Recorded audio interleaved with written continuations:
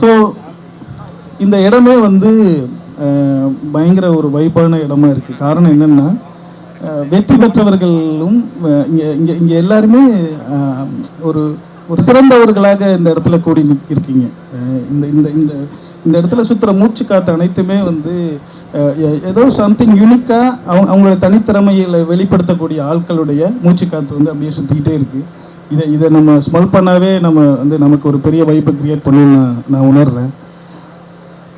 So உங்கள் அனைவருக்கும் மெய் international film festival director and jury ஆகிய என்னுடைய மாலை வணக்கமும் மெய் ஃபெஸ்டிவல் மூலியமாக மீண்டும் ஒரு வணக்கத்தை தெரிவித்துக் கொள்கிறேன்.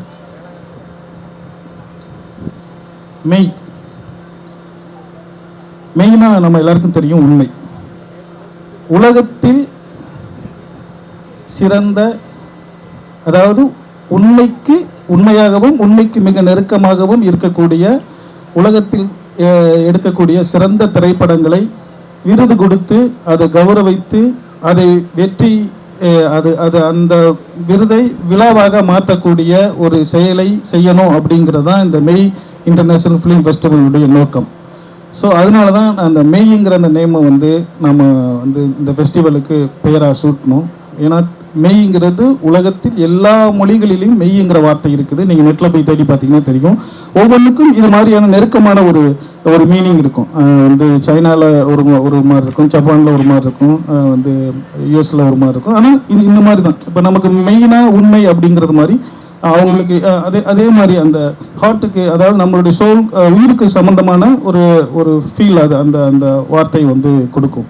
ஸோ இதுக்கு இந்த வார்த்தைக்கே பெரிய ஒரு வைப்ரேட் இருக்குது.